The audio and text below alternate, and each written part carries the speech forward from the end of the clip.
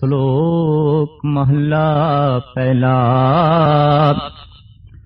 विस्मादनाद विस्माद वेद, विस्माद जी विस्माद भेद, विस्माद रूप विस्माद रंग, विस्माद ना गए फिरे जंत, विस्माद पौण विस्माद पानी, विस्माद अग्नि खेडे विडाणी, विस्माद धरती विस्माद खाणी, विस्माद साध लगे प्राणी, विस्माद विस्माद विंजोग, विस्माद भुख विस्माद भोग, विस्माद सिफत विस्माद सालाम, विस्माद उजड़ विस्माद राम, विस्माद निरय विस्माद दूर, विस्माद वेखै हाजरा हजूर, वेख विडाणे रहा विस्मादे, नानक बुझना पूरे भागे, वेख विडाणु रहा विस्मादे, नानक बुझना पूरे भागे। विस्माद एक ਉਹ ਅਵਸਥਾ ਜਿੱਥੇ ਮਨੁੱਖ ਦੀ ਸੋਚ ਸ਼ਕਤੀ ਸ਼ਿਥਿਲ ਹੋ ਜਾਏ, ਅੱਗੋਂ ਸੋਚ ਨਾ ਸਕੇ। ਐਸੀ ਹਾਲਤ ਵਿੱਚ ਜੋ ਅਵਸਥਾ ਬਣਦੀ ਹੈ ਉਹਨੂੰ ਅਚਰਜਤਾ, ਵਿਸਮਾਦ, ਰਹੱਸਮय, ਵਿਸਮय ਕਰਕੇ ਕਹਿੰਦੇ ਨੇ। ਆਸਾ ਦੀ ਵਾਰ ਦੀ ਜੋ ਇਹ ਤੀਸਰੀ ਪੌੜੀ ਹੈ, ਇਸ ਦੇ ਨਾਲ ਜੋ ਪਹਿਲੇ ਪਾਤਸ਼ਾਹ ਜੀ ਦੇ ਇਹ ਦੋ ਸ਼ਲੋਕ ਨੇ, ਇਹਦੇ ਚ ਕਾਦਰ ਦੀ ਤਰਫੋਂ ਵਰਤੀ ਹੈ ਜਿਹੜੀ ਕੁਦਰਤ ਤੇ ਕੁਦਰਤ ਦੇ ਜੋ ਵਿਸਮਾਦਤਾ ਹੈ, ਉਸ ਦਾ ਸਾਹਿਬ ਸ਼੍ਰੀ ਗੁਰੂ ਨਾਨਕ ਦੇਵ ਜੀ ਮਹਾਰਾਜ ਜ਼ਿਕਰ ਕਰਦੇ ਨੇ। ਅਜੋਕੇ ਸਮੇਂ 'ਚ ਵਿਸਮਾਦ ਮਨੁੱਖ ਦੀ ਜ਼ਿੰਦਗੀ 'ਚ ਖਤਮ ਹੁੰਦਾ ਜਾ ਰਿਹਾ ਹੈ, ਕਿਉਂਕਿ ਮਨੁੱਖ ਜਦ ਹੰਕਾਰੀ ਹੋ ਜਾਏ ਤਾਂ ਉਹ ਕਹਿ ਦਿੰਦਾ ਹੈ ਮੈਂ ਸਭ ਕੁਝ ਜਾਣਦਾ। ਜੈਸੇ ਇਹ ਦਾਵਾ ਹੋਵੇ ਕਿ ਮੈਂ ਸਭ ਕੁਝ ਜਾਣਦਾ, ਉੱਥੇ ਵਿਸਮਾਦ ਦਾ ਜਨਮ ਨਹੀਂ ਆਉਂਦਾ, ਉੱਥੇ ਰਹੱਸ ਦਾ ਜਨਮ ਨਹੀਂ ਆਉਂਦਾ, ਉੱਥੇ ਆਸ਼ਚਰਜਤਾ ਪੈਦਾ ਨਹੀਂ ਹੋਈ। ਹੈਰਾਨ ਕੁਨ ਅਵਸਥਾ ਉੱਥੇ ਬਣਦੀ ਹੈ ਜਦ ਐਸਾ ਮਨੁੱਖ ਸੋਚੇ ਤੇ ਉਸਦੇ ਕੋਲ ਬਾਰੀਕ ਬੁੱਧ ਹੋਵੇ ਕਿ ਮੈਂ ਜੋ ਕੁਝ ਵੇਖਿਆ ਹੈ ਪੂਰਾ ਨਹੀਂ ਵੇਖਿਆ, ਮੈਂ ਜੋ ਕੁਝ ਸੁਣਿਆ ਹੈ ਪੂਰਾ ਨਹੀਂ ਸੁਣਿਆ, मैं जो कुछ सोचे है पूरा नहीं सोचा, मैं जितना गवन कीता है फिर भी मैं पूरा गवन नहीं कीता, मैनू जो कुछ दिखाई दे रहा है ये इतना ही नहीं, ये होर भी है, ये होर भी है। ऐसी बुद्धि लई विनम्रता चाहिए है, निर्माणता चाहिए है। कहते ने एक बच्चा रहस्य दे च जीवदा है, एक कवि रहस्य च जीवदा है, एक संत रहस्य दे च जीवदा है। इन्हां तिन्हां तो इलावा मनुख की जिंदगी विच आश्चर्यता, विस्माद, हैरानकुन अवस्था देखनी बहुत औखी है। क्यों कि इन्हां तो बिना जो जीवन है वो अहंकारी है, ते अहंकारी की जिंदगी विस्माद नहीं आउंदा। बच्चा विनम्र है, जो कुछ नहीं जानता उहदे बारे उसका जानकारी का दावा नहीं है, उहदे बारे उसका प्रगटावा नहीं कि मैं जाना। इस वास्ते बच्चा उड़दियां हुई तितलियां नूं वेख के भी विस्माद विच लीन हो जाता है। बच्चा खिड़े हुए फुल्लां नूं वेख के भी सोचण ते मजबूर हो जाता है कि धरती दे चों ये कैसा सुपन, धरती दे चों ये कैसा नूर। एक बच्चा ते सूरज नूं वेख के भी हैरान हो जाता है, और इस तरह की थोड़ी जिहा भी बुद्ध रखण वाला मासूम बच्चा जद रात नूं चंद्रमा नूं वेखदा है, चमकदे नूं रहस्य नाल भर जाता है, विस्माद नाल भर जाता है। लेकिन ये विस्माद बच्चे दी अबोध अवस्था ते खड़ा है, अचेत अवस्था ते खड़ा है। एक होर विस्माद है जो कवि कोल है, शायर कोल है, और जिथे विस्माद नहीं शायरी का जन्म भी नहीं आता। आम मनोविज्ञानी का कहना है कि रहस्यमयी अवस्था तो ही कविता का जन्म है, शायरी का जन्म है। ते जिस शायरी का, जिस कविता का रहस्यमयी विषादमयी अवस्था तो उत्पत्ति नहीं हुई, जन्म नहीं होया। दरअसल वो कविता कविता ही नहीं, वो शायरी शायरी ही नहीं। विस्माद जिथे मनुख हैरान हो जाए, विस्म हो जाए, रहस दी दुनिया विच खो जाए, इसलिए तीक्ष्ण बुद्ध चाहिए। तो कवि दा विस्माद अबोध अवस्था ते नहीं खड़ा, सुबोध अवस्था ते खड़ा, लेकिन खड़ा है हिरदे दे तल ते। इस वास्ते कवि कोल रहस दा थोड़ा जिहा रस भी है, कवि कोल विस्माद दा थोड़ा जिहा रस भी है, जद के ये रस बच्चे कोल नहीं है। हैरान कुन अवस्था जरूर है, लेकिन ये रस नहीं है। विस्मद दे फिर जींदे ने संत, ये तीसरी कोटि च आ जाते हैं, और ये तीसरी कोटि शिखर है, समौर है, उच्चता है। ये अपनी आत्मा दे तल ते जींदे ने, ते आत्मा दे चों जो कुछ भी चारों पासे अंकुरित होया है और होंदा रहिंदा है, इनू वेख वेख के वो विस्माद होंदे ने, इसनू वेख वेख के वो रस लेंदे ने। ऐसा जगत दे जो कुछ अंकुरित होंदा है उस परम आत्मा तो उन्हों वेख वेख के गुरु नानक देव जी महाराज कहते ने, मैं विस्माद दे चला गया। वेख विडान रिहा विस्माद, नानक बुझन पूरे भाग। साहब कहते मैं ये विडान ये कौतक वेख के विस्माद हो गया। पर ये विस्मादमयी अवस्था भी साहब कहते ने नानक बुझन पूरे भाग। कोई बुझदा है, कोई जानदा है पूरे भागां नाल। भाव उसदी प्रालब्ध उच्ची होवे, उसदे पुबले संस्कार महान होवन, उहदे ते प्रभु दी दया बहुत बड़े पद्धर ते होवे, तां किदे ओ विस्मादमयी जीवन जींदा है, रहस विच जींदा है। अजोकी सदी, ये जो 20वीं सदी है, ये रस विहीन हो गई है, क्योंकि रहस विहीन हो गई है। स्वाद विहीन हो गई है, क्योंकि विस्माद विहीन हो गई। स्वाद ते उत्थे है जिथे विस्माद है, रस ते उत्थे है जिथे रहस है। रहस खो गया, रस खो गया, विस्माद खो गया, स्वाद खो गया। विस्माद क्यों खोया, रहस क्यों खोया? अहंकार वधिया। ते अहंकारी कहंदा है मैं बदलां नूं जो वेखिया है मैं वेख लिया पूरा, और मैं जान भी लिया। सूरज नूं जो वेखिया है मैं वेख लिया पूरा, और मैं जान भी लिया।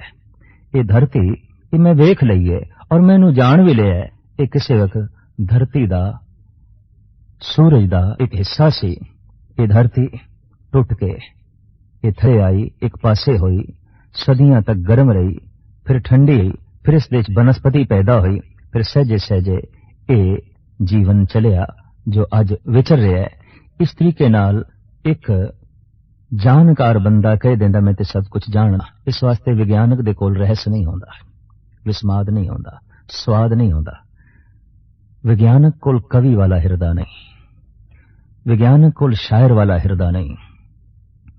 उसदी पदार्थ दे नाल नेड़ता होंदी होए भी पदार्थ तो दूरी है, क्योंकि उसने पदार्थ दे वजूद नूं वेखिया, पदार्थ दी रूह नूं नहीं वेखिया। संसार दे आकार नूं वेखिया, उन्हें इस दी बुनियाद नूं नहीं वेखिया, उसने इस दे मूल नूं नहीं वेखिया। तो साहिब श्री गुरु नानक देव जी महाराज दा फरमान मैं वेखदा और वेख वेख के विस्माद हो रहे हैं, रहस विच खो गए हैं। की कुछ वेख रहे हैं और किन्ना पसारा है। इस श्लोक दे गिनती दे मुताबिक गुरु नानक देव जी महाराज दसदे जा रहे ने, विस्माद नाद, विस्माद वेद। प्रथम ते मेरे लिए जो आवाज है जो मेरे कान सुनदे ने, इनू सुन सुन के मैं विस्माद दे चला जाना। असीं भी सुनदे हां, बदलां दी गर्जन सुनदे हां, कोयलां दी कूक सुनदे हां, मनुखां दे बोल सुनदे हां, सागर दा गर्जन सुनदे हां, पवन दी शाशां सुनदे हां, चिड़ियां दा चहचहाना सुनदे हां, संगीत सुनदे हां, गीत सुनदे हां, पर विस्माद नहीं, रहस नहीं। कारण असीं नाद दी खलड़ी वेखदे हां, रूह नहीं वेखदे, उपरों ही सुनदे हां। ये जितना आवाजां ने, जो शब्द, जो आवाज, जो स्वर, जो धुनी साडे कंन विच पै रही है, गुरु नानक देव जी महाराज ते इंज कहंदे ने, जो बोलत है मृग मीन पंखेरू, सो बिन हर जापत है नहीं होर। मेरे लिए ते हे परमात्मा तू ही बोल रहे हैं, किधरे सागर दे गर्जन विच, किधरे पवन दी शाशां विच, किधरे मनुखां दी भाषा दे च, किधरे बंदियां दी बोली दे च, किधरे पंछियां दे चहचहाण दे च, ये आवाज सब तेरी है, ये धुन सब तेरी है। जेता रूप काया तेरी, ये जितना आकार मैनू दिखाई दे रहा है ये तेरी काया है, ये तेरा वजूद है। और इस वजूद विचों जो कुछ भी प्रगट हो रहा है ये तू ही है। तो सब कहते हैं विस्माद नाद, ये जो शब्द है, ये जो स्वर है, ये जो आवाज है, इनू मैं सुनदा ते विस्माद हो जाना, हैरानगी होगी। विस्माद शब्द नू सुन के, विस्माद आवाज नू सुन के। हाँ, आवाज दी अपनी महानता है अगर इसनू किधरे बारीकियां दे नाल सुनिया जाए। कद किसी ने बारीकी नाल सुनिया गऊ दा बोलना, कद किसी ने बारीकी नाल सुनिया कुत्तियां दा भौंकना, कद किसी ने बारीकी नाल सुनिया शेर दा गर्जना ते चिड़ियां दी चहचहाट। हकीकत है जिस दिन किसी ने भी बारीकी नाल सुनिया बिस्मात तारी हो जाएगा और स्वाद दी गंगा वग तुरेगी। बारीकी नाल ये चारों पासे उमड़दे हुए बोल सुने, आवाजां सुनिया, स्वर ध्वनि नूं सुनिया तां रहस दी दुनिया चो बंदा खो के रस दी दुनिया विच लीन हो जाएगा, आनंद माणेगा, परम रस। तो साहिब कहंदे ने विस्माद नाद, विस्माद वेद विद्या ज्ञान, अनंत प्रकार दा ज्ञान। साडे देश विच 64 प्रकार दी विद्या मनी गई है, लेकिन इसनूं थोड़ा तकसीम करिए तां पदार्थ दा ज्ञान, कला दा ज्ञान, आत्मा दा ज्ञान, इंजे 3 तरह के ज्ञान विच 64 तरह की विद्या आउंदी है।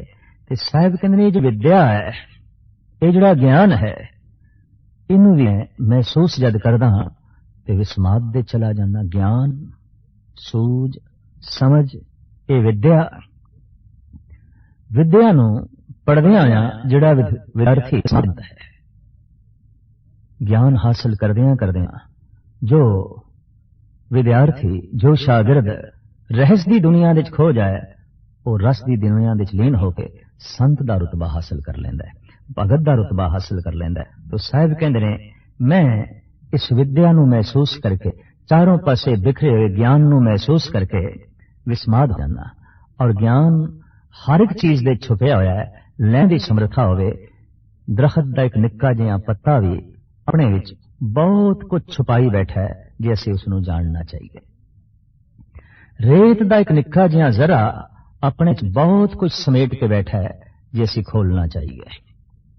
सागर, सूरज दी किरण, चंद्रमा, मनुख, वनस्पति, पशु, पंखी, हर एक ज्ञान दे सागर ने।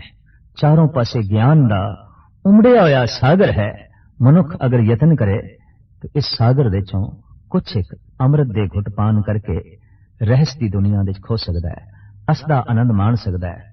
तो साहिब कहंदे ने मैं जो विद्या नूं महसूस करदा जो चारों पासे बिखरी पई है, ज्ञान नूं महसूस करदा जो जर्रे जर्रे विच मौजूद है, तो मैं विस्माद हो जाना। विस्माद जी, विस्माद भेद।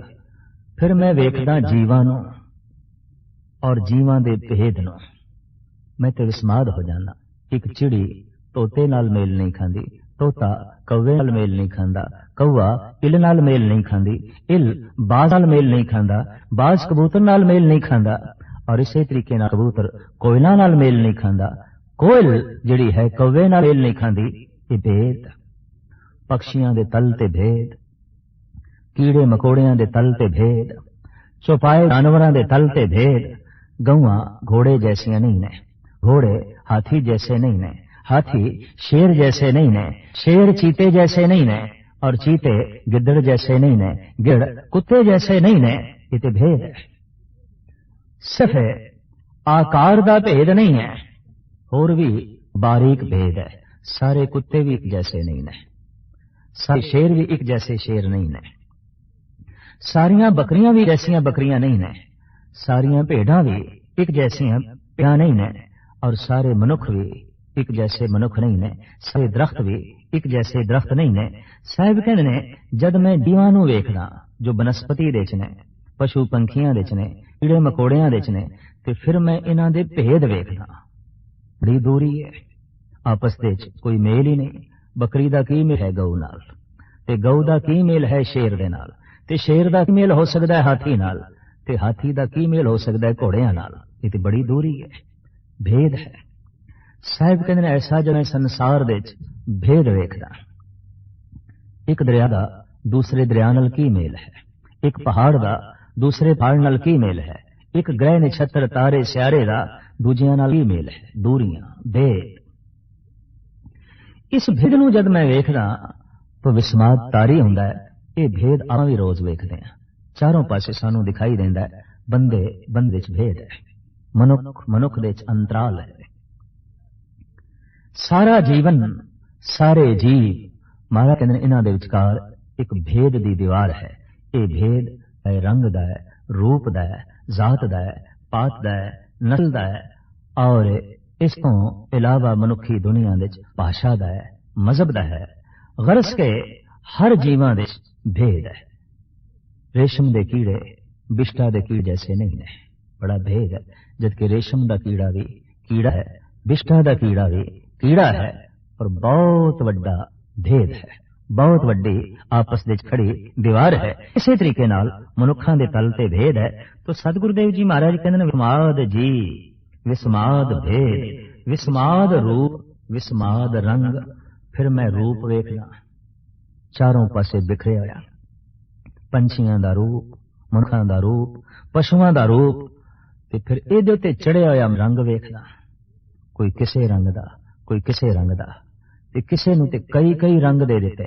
एक एक मच्छी दे कई कई देखण नूं मिलदे ने, एक एक पक्षी दे कई कई रंग देखण मिलदे ने। और मनुख अगर थोड़ा जिहा भी धार्मिक है ते बारीक बुद्ध रखदा है, विस्माद तारी होए बिना रह नहीं सकेगा। हेमकुंड दी यात्रा दे समय एक उदासी महात्मा ने रस्ते विच बैंगणा दे एक खेत नूं वेख के ओदे नेत्र सज्जल होए ते बैंगण नूं गलवकड़ी च ले लिया, ओदे बूटे नूं। आम लोकां दी दृष्टि गोचर जद ए घटना हुई ते इंज महसूस होया जैसे कि पागल है, लेकिन नहीं, ओदी रसना ते बोल निकल रहे सन। बल बल जाऊं शाम सुंदर के अकथ कथा जाकी बात सुनी। हे अकथ प्रभु, हे शाम सुंदर, अज तू इस बैंगण दे बड़ा सोहना मुखड़ा दिखाया है। श्याम रंग भी कितना सुंदर हो सकता है, श्याम रंग भी कितना प्रभाव कर सकता है, श्याम रंग भी कितना मन नूं अंदौलत कर सकता है। हे प्रभु, ये तू बैंगणा दे राही दिखाना सी मैनूं। रोज वेखदे हां बैंगण, लेकिन बैंगण दे श्याम सुंदर दे दर्शन कित्थे?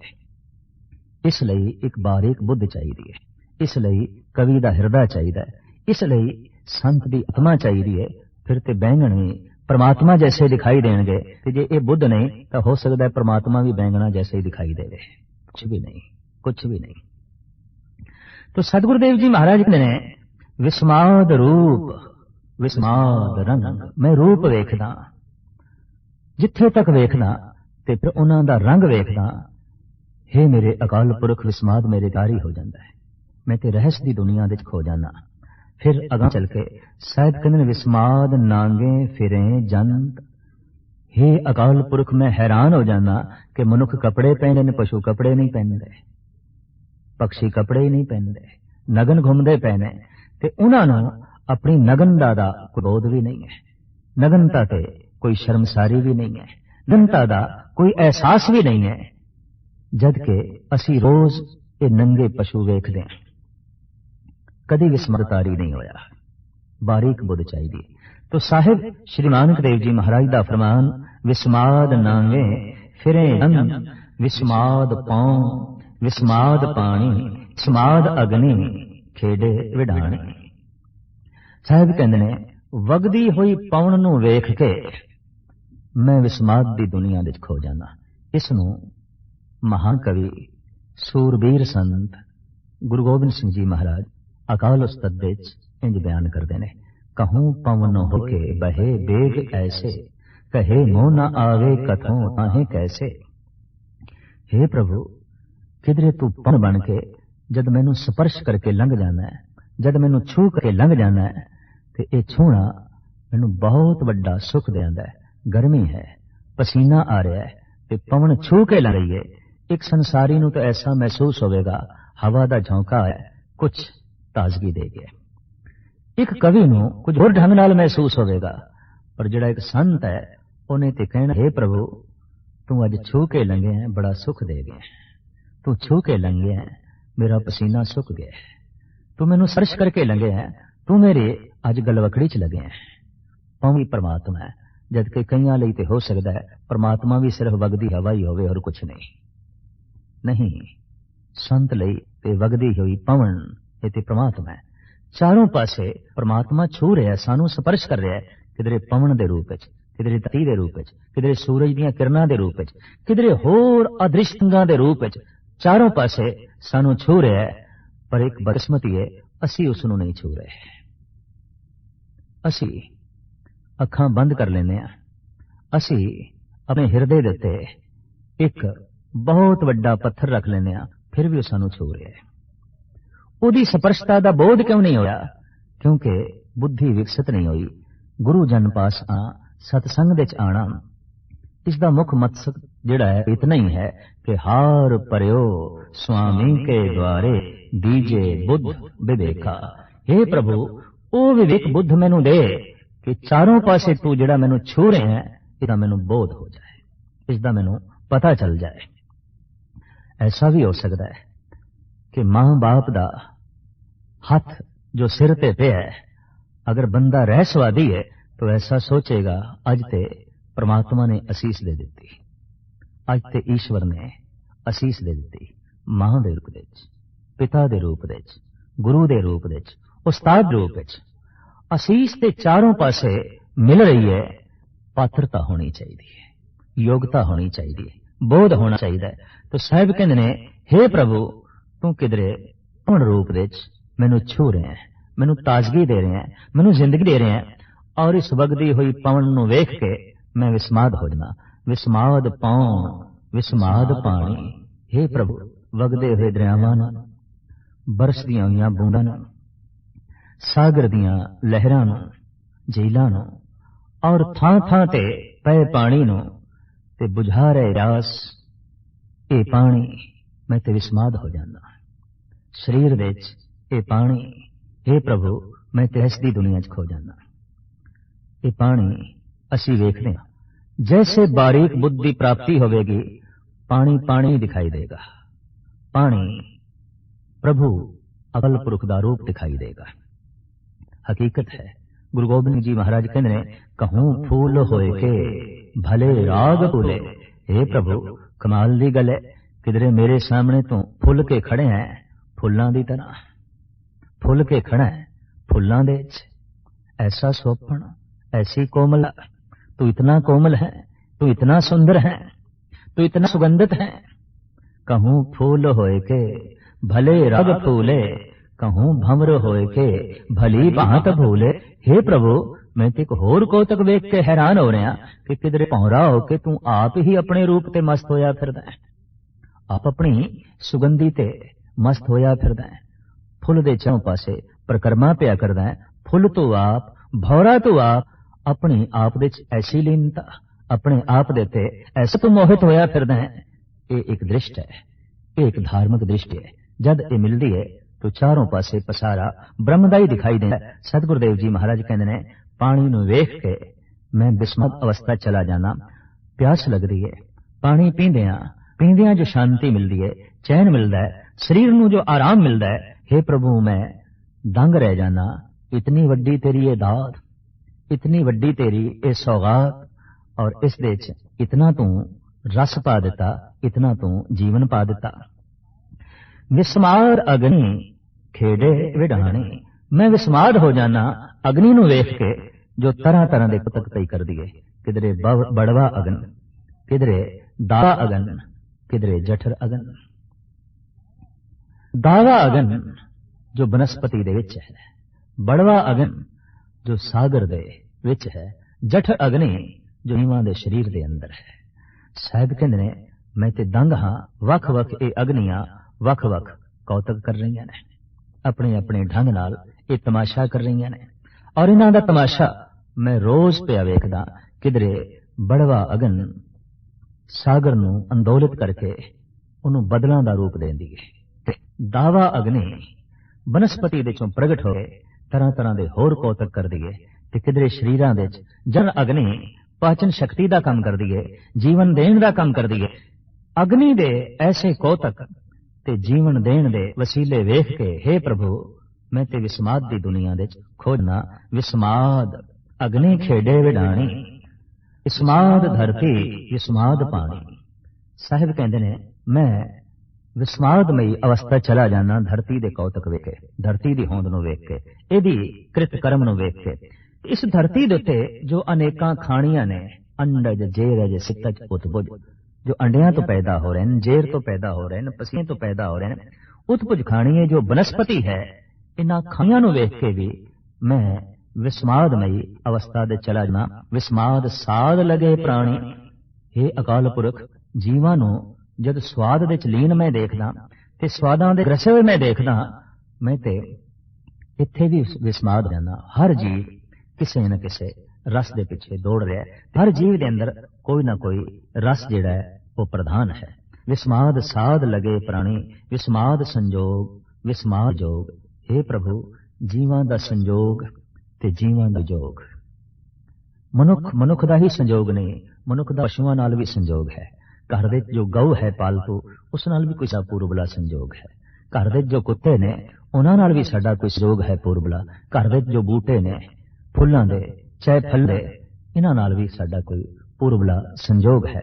मनुख नाल जो मेल, मनुख दा जो बनस्पति नाल मेल, जिहड़ी बनस्पति ज्यादा अंदोलित करे उस नाल कोई साडा संबंध है। जिहड़े पशु ज्यादा अंदोलित करन, ज्यादा कशिश दा बायस बनन, उन्हां पशुआं नाल साडा कोई संबंध रह गया है। और इसे तरीके नाल जिहड़ा मनुख ज्यादा प्रभावित करे ते जिसकी चाहत बहुत ज्यादा पैदा होवे, नाल कोई संजोग साडा पूर्वला भी है। तो सतगुरुदेव जी महाराज कहते हैं जीवां दे तरह तरह दे मैं संजोग वेखदा, वेख के हैरान हो जाना ते संजोग दे नाल जुड़िया होया विजोग वेखदा, विछोड़ा वेखदा। मिलना है ते फिर विछड़ना है, यह भी मैनू विस्मादमई अवस्था दे लै जांदा है। विस्माद दुख, विस्माद भोग, जीवां नू जो भुख लगदी है ये वेख के भी मैं हैरान हो जाना। ते भुख लगे मनुख जद भोग दे लीन होंदे ने, रस दे लीन होंदे ने, तां उस भुख नू वेख के ते भोग नू वेख के हे प्रभु ते समाधि लीन हो जाना। विस्माद सिफत, विस्माद साला, तेरी जिहड़ी सिफत ओ सलाह है उस दे रस है ते आनंद है। हे प्रभु ये वेख के भी मैं विस्माद हो जाना। विस्माद उजड़, विस्माद राह, तरह तरह दी उजाड़ ते रस्ते, भटकना ते मारे चलना। चाहे ये भटकना जमीन ते होवे ते चाहे चल जमीन ते होवे ते चाहे ये भटकना सुरत दा होवे ते सही ढंग नाल चलना मनुख दी सुरत दा होवे। साहिब कहंदे इस भटकने नूं वेख के, उस उजड़ नूं वेख के, उजाड़ नूं वेख के ते रस्तियां नूं वेख के ये भी मैं विस्मादमई अवस्था दे च हो जाना। चाहे रस्ते पहाड़ां ते बने ने, चाहे धरती ते बने ने। विस्माद उजड़, विस्माद राह, विस्माद नेड़े, विस्माद दूर। जीवां दी जीवां प्रति नेड़ता, परमात्मा दा नेड़े दिखाई देना। हे प्रभु ये भी मैं विस्माद दे लीन हो जाना, पर तेरा दूर दिखाई देना ते जीवां दी जीवां नाल जिहड़ी दूरी है, हे प्रभु ये भी विस्माद दा बायस बन जाती है। विस्माद वेखे हाजरा हजूर, जिहड़ा तैनूं हाजिर नाज़र वेखदा है, ये भी विस्मादमई अवस्था नूं जन्म देंदा है। वेख विडाण रहा समाद, नानक बुझण पूरे भाग।